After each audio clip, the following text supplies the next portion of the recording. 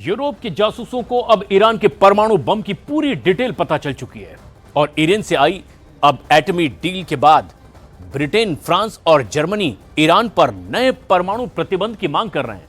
तो वहीं ईरान ने अब E3 के देशों को साफ साफ कह दिया है कि अगर ऐसा हुआ तो बात बहुत ज्यादा बिगड़ सकती है। आप भी देखिए खामनेई के खुर्रम बम का आखिर क्या है फर्स्ट लुक।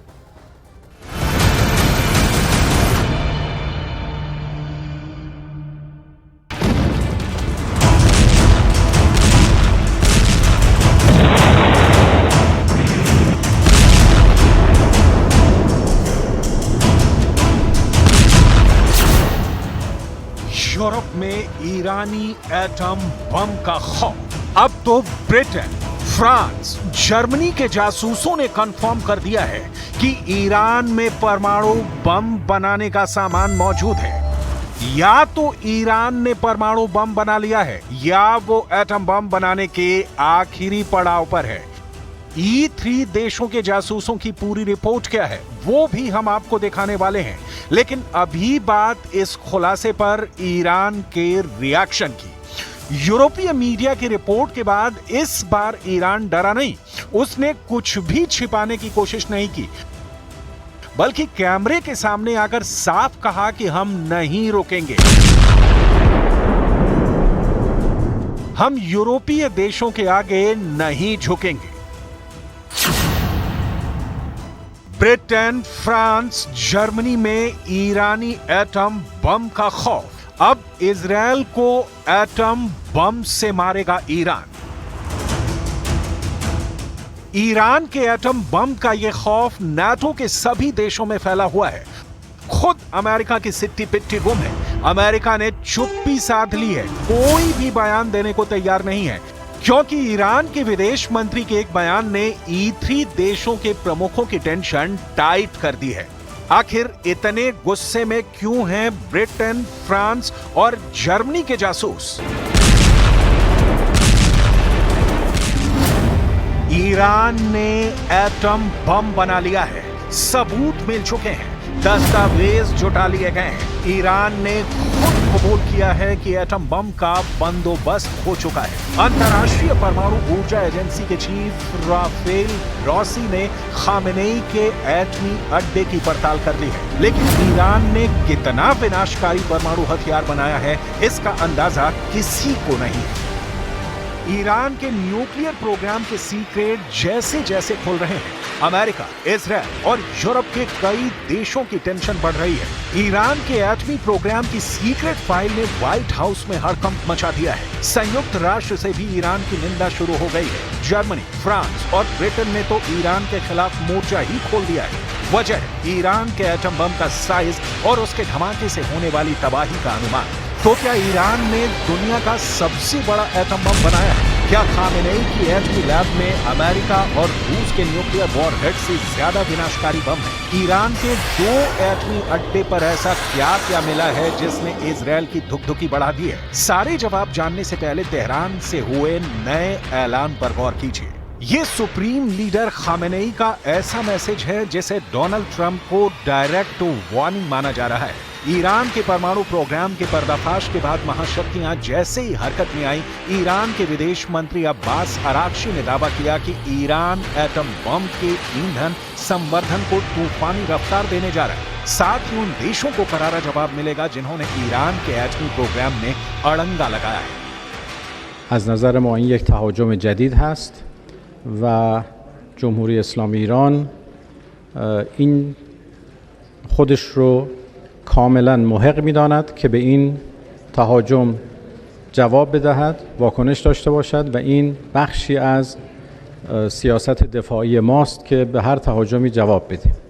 اینکه چگونه و در چه زمانی جواب داده خواهد شد طبیعی است که در زمان مقتضی و شرایط مقتضی و به شکل مقتضی ما واکنش خودمون رو تنظیم خواهیم کرد.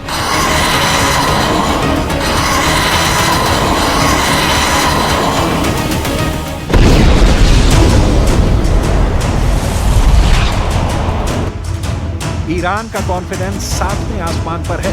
क्योंकि चीन और रूस ने ईरान का खुलकर सपोर्ट कर दिया है। मतलब ये कि महाशक्तियों के खिलाफ ईरान का पलड़ा भारी है। उधर ईरान पर प्रेशर बनाने की भरपूर कोशिश जारी है। संयुक्त राष्ट्र परमाणु निगरानी संस्था के बोर्ड ने ईरान की निंदा की है। इंटरनेशनल एटॉमिक एनर्जी एजेंसी ने तेहरान के 2 अड्डे पर मिले यूरेनियम कणों पर सफाई मांगी है। ईरान ने इन अड्डों को परमाणु सेंटर घोषित नहीं किया है। इस मामले को लेकर एक प्रस्ताव लाया गया, जिसे फ्रांस, जर्मनी और ब्रिटेन ने पेश किया। अमेरिका ने तीनों यूरोपीय देशों के प्रस्ताव का समर्थन किया है। UN nuclear watchdog here in Vienna just approved a resolution in a late-night session condemning Iran for failing to cooperate fully with the UN agency for the second time in just 5 months. The resolution calls on Iran to provide answers in a long-running investigation into uranium particles found at 2 undeclared locations in Iran.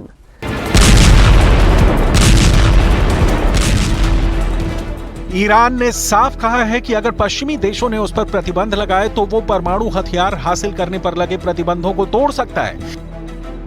Iran के परमाणु programme को लेकर IAEA के board of governance ने निंदा प्रस्ताव पेश किया था।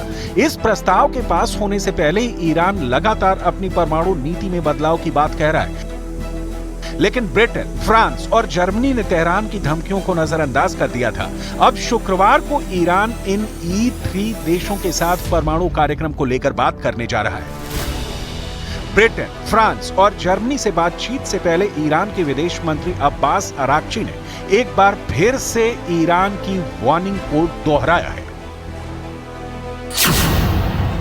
अगर यूरोपीय देशों ने UNSC में दोबारा ईरान पर प्रतिबंध लगाए तो वो अपनी परमाणु नीति में बदलाव कर सकता है। द गार्जियन की रिपोर्ट के मुताबिक ईरान ने कहा कि अगर यूरोपीय देश संयुक्त राष्ट्र सुरक्षा परिषद में ईरान पर फिर से प्रतिबंध लगाते हैं तो ईरान के भीतर परमाणु बहस परमाणु हथियार हासिल करने की संभावना की ओर बढ़ सकती है। ईरान में यही बहस चल रही है कि हमें इस नीति को बदलना चाहिए या नहीं, क्योंकि परमाणु सिद्धांत को लेकर बनाई गई नीति असल में नाकाफी साबित हुई है। ईरान सीरिया में मिले सेटबैक के बाद इस कदर आउट ऑफ कंट्रोल है कि उसने अपने एटमी प्रोग्राम को फुल फोर्स में आगे बढ़ा दिया है। न्यूज एजेंसी AFP की रिपोर्ट के मुताबिक संयुक्त राष्ट्र परमाणु एजेंसी ने पुष्टि की है कि ईरान ने एटम बम के ईंधन कहे जाने वाले यूरेनियम को समृद्ध करने के लिए लगभग 6000 नए सेंट्रीफ्यूज स्थापित करने जा रहा है। ईरान ने IAEA को जानकारी दी है कि फोर्डो और नतांज में 6000 सेंट्रीफ्यूज लगाकर 5% तक यूरेनियम समृद्ध किया जाएगा। ये साल 2015 में तय की गई 3.6% सीमा से बहुत ज्यादा है। मतलब महाशक्तियों की धमकियों को नजरअंदाज कर ईरान एटम बम का प्रोडक्शन जारी रखे हुए है। ईरान इन एटम बमों को जल्द से जल्द वॉर जोन में उतार सकता है। जिस तरह ईरान को लगातार युद्ध में झटके लग रहे हैं, न्यूक्लियर हथियार का इस्तेमाल मजबूरी बनती जा रही है। लेकिन इन सब के बीच नेतन्याहू ने कहा है कि वो ईरान को परमाणु क्षमता हासिल नहीं करने देंगे। נחוש לעשות כל מה שצריך כדי למנוע מאיראן להשיג נשק גרעיני. इजरायल के प्रधानमंत्री बेंजामिन नेतन्याहू अपने स्टैंड पर अडिग हैं। वो बार बार कह रहे हैं, हर बार कह रहे हैं, दुनिया के सभी मंचों से कह रहे हैं कि वो ईरान को परमाणु बम बनाने नहीं देंगे। अब देखिए न्यूक्लियर बम की वो विनाश लीला जिससे दुनिया कांपती है।